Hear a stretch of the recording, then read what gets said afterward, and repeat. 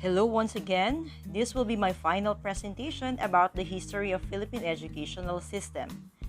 In this presentation, you will see the educational system during the Republic period up to present. So keep on watching and be informed. Now let's start with the education during the Republic period, 1945 to 1972.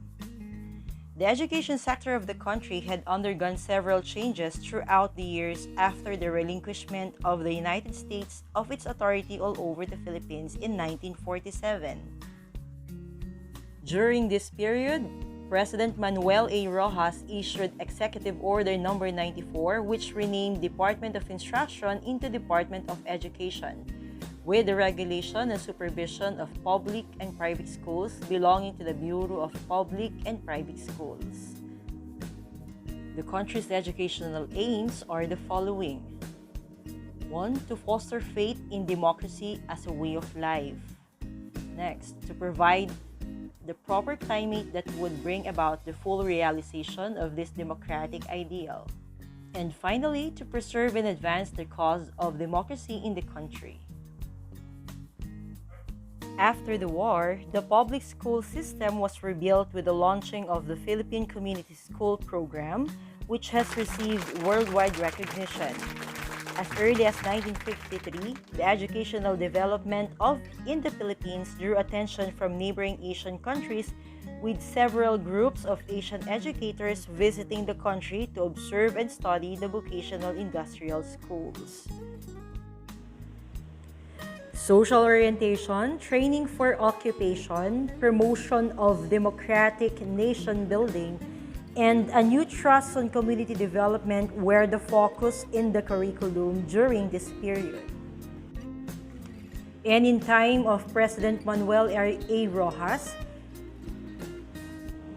during the presidency of late Manuel A. Rojas, the rehabilitation of school system was prioritized. And in time of President Elpidio Quirino, conservation of Filipino heritage, training for occupation, promoting democratic nation, and building a new trust on community development were included in the social orientation program of the President. Social and economic development were integrated during the presidency of Ramon Magsaysay. And for President Carlos P. Garcia, he focuses on non-formal education and vocational training. President Diosdado Macapagal improved society's cultural identity. Under the Marcos administration, the Department of Education became the Department of Education and Culture, and consequently Ministry of Education and Culture according to the Presidential Decree No. 1 and Presidential Decree No. 1397.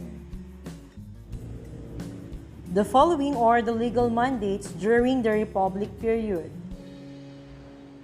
Under Republic Act No. 139, the Board of Textbooks was created. Civil service eligibility of teachers under RA 1079 was enacted on June 15, 1954. The Board of National Education, or the BNE, was approved on June 16, 1954, pursuant to Republic Act No. 1124. However, the Board of National Education was later renamed as National Board of Education by Presidential Decree No. 1. It abolished with the creation of Board of Higher Education, and the board's function now is under CHED. And lastly, a daily flag ceremony was made compulsory in all schools, including the singing of national anthem pursuant to Republic Act 1265, approved on June 11, 1955. To sum up the Republic period's contribution, each president established a strong foundation that helps build strong educational system that we have now. Learning Philippine history helps to understand why our country has wide and different cultural influences. Vocational training and non-formal education are still part of the current educational system. And lastly, flag ceremony and singing of national anthem was made compulsory. Now moving on in the education during the new society, 1972 to 1986. The education period during the martial law. On September 24, 1972, under the Proclamation 1081, Department of Education became Department of Education and Culture, signed by President Ferdinand Marcos.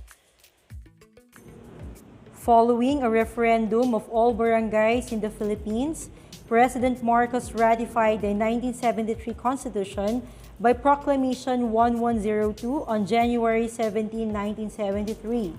The 1973 Constitution set out three fundamental aims of education in the Philippines.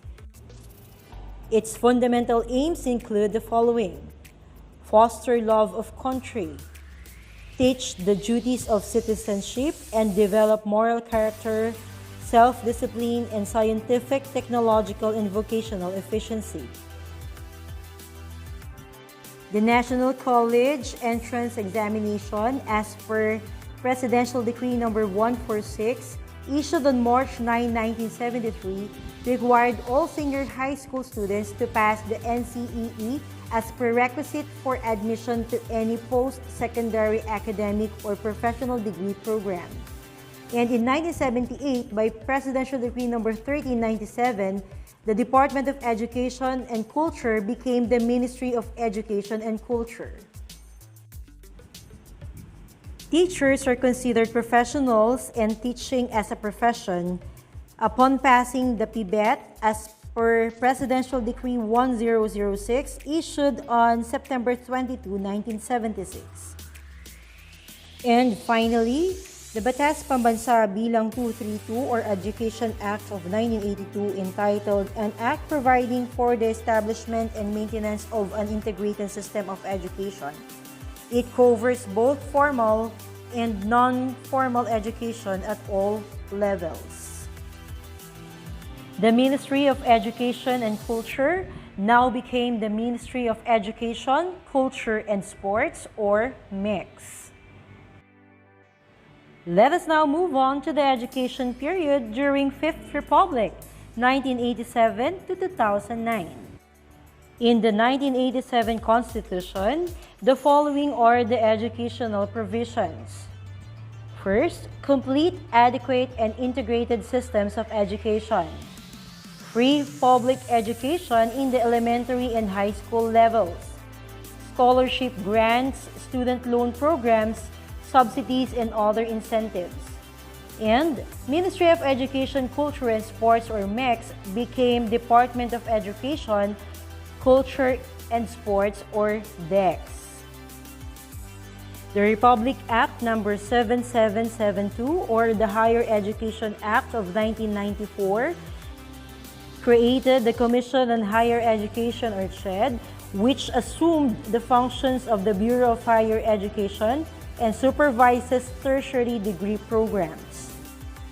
And the Republic Act Number 7796 created the Technical Education and Skills Development Authority, or TESDA, which absorbed the Bureau of Technical Vocational Education plus the National Manpower and Youth Council, and supervises the non-degree technical vocational programs.